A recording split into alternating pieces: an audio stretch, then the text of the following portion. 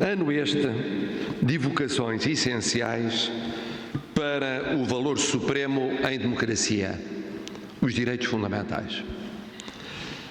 Evocação dos 70 anos da Declaração Universal dos Direitos Humanos. Evocação dos 40 anos da adesão de Portugal à Convenção Europeia dos Direitos Humanos. Na vida de cada pessoa, como na vida das comunidades que elas integram, é usual só se apreciar devidamente o que se perde ou o que se luta por alcançar. O adquirido merece sempre menos apreço e a memória, ademais nestes tempos de vertiginosa mudança, distrai-se e omite passos decisivos dados para se chegar onde se chegou. Assim foi, assim tem sido vezes demais com as duas evocações deste final de 2018. Bem-hajam, pois, todos os que têm cumprido a missão nacional de lembrar o que tem de ser lembrado. No caso vertente, a Assembleia da República, o Ministério da Justiça, a Ordem dos Advogados, aqui nesta casa, por natureza da democracia portuguesa. Ao longo deste ano, um pouco por toda a sociedade portuguesa, o comissariado sabiamente liderado pelo Sr. Professor Dr. Vital Moreira. Tomemos em especial a evocação de hoje e recordemos os mais velhos de entre nós e contemos aos muitos mais novos como foi lento e difícil o caminho percorrido até à adesão de 1978. Primeiro, até 1974, ao 25 de Abril. Depois, durante a Revolução, em que tive a honra de integrar a primeira delegação portuguesa da então Assembleia Constituinte à Assembleia Parlamentar do Conselho da Europa no final de 1975. E ainda mais uns poucos anos, correspondendo primeiro à adesão de Portugal ao Conselho da Europa, mais tarde à adesão de Portugal às comunidades europeias.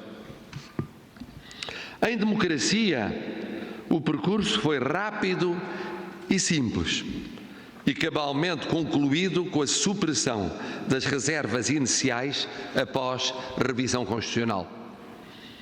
Lento e difícil foi chegar à democracia para se poder garantir o respeito de direitos hoje inscritos na Constituição da República Portuguesa. Tantos dos meus alunos dos últimos mais de 30 anos, nascidos e formados em democracia, mal entendem a ruptura que ela consigo trouxe à vida nacional. E o mesmo se diga dos leigos, que com frequência citam a jurisprudência do Tribunal Europeu dos Direitos Humanos, sem apreenderem cabalmente o significado primeiro do seu papel e, antes disso, do quadro normativo e de normatividade particularmente intensa na ordem interna que o funda e cuja vivificação lhe está cometida. E, no entanto, como tem sido relevante também para nós esse papel jurisdicional e pedagógico. Assim, a nossa Justiça e a nossa Administração Pública, para não dizer os nossos legisladores, prestem atenção aos sinais transmitidos, nomeadamente em matéria de liberdade de expressão, de processo equitativo, de processo devido em tempo, devido em tramitação, devido em tutela efetiva dos direitos cidadãos, designadamente no domínio das garantias em matéria criminal. Por outras palavras, neste sublinhado de 4 décadas de compromisso acrescido com os direitos fundamentais, o que mais importa não é tanto celebrar um passado, quanto dar-lhe sentido todos os dias, iluminando o presente e construindo o futuro. Este é, de resto, um dos desafios mais prementes e por vezes mais preocupantes da Europa hoje. Da Europa da União, como da Europa que está para além dela. Essa Europa toda a que se aplica a Convenção. Viver os direitos fundamentais. Viver os direitos humanos como cultura cívica antes de os viver como casos do foro jurisdicional. Vivê-los quanto aos direitos pessoais, tal como quanto aos direitos de participação política, especialmente acolhidos na Convenção, assim como aos direitos económicos, sociais e culturais que condicionam o seu exercício.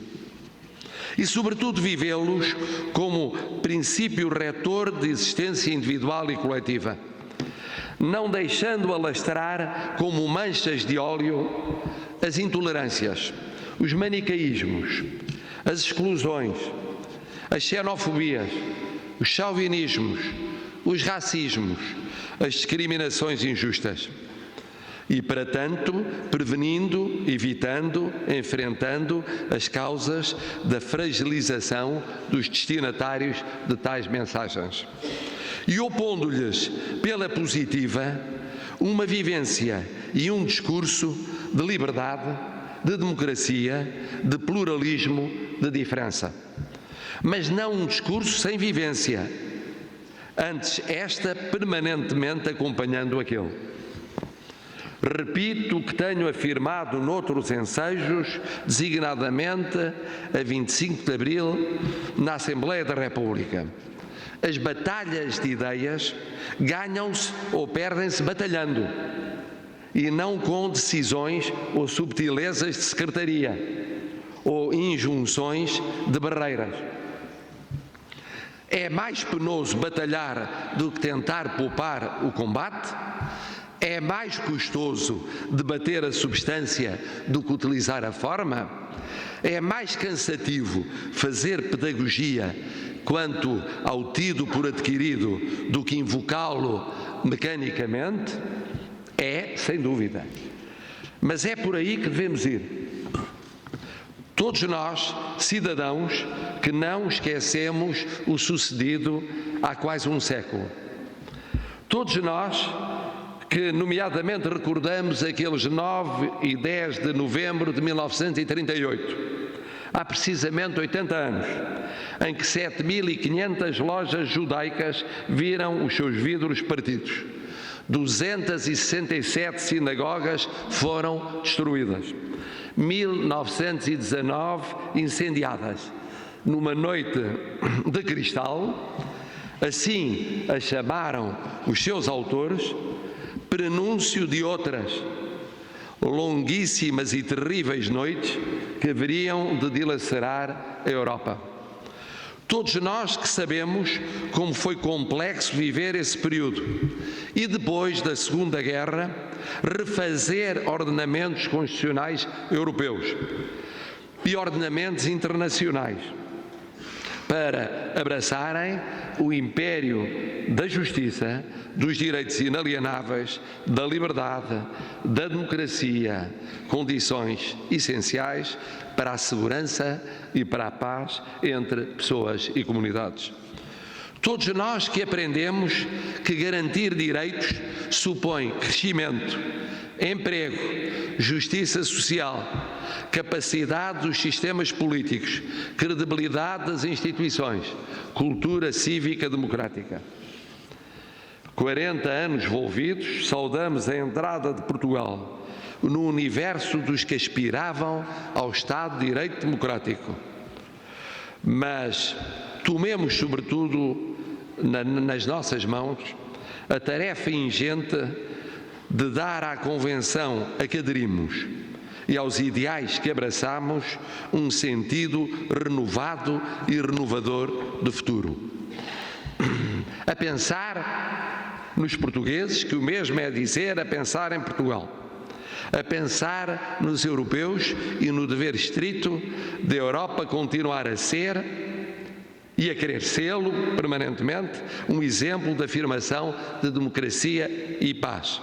A pensar, sobretudo, no valor essencial da dignidade da pessoa humana.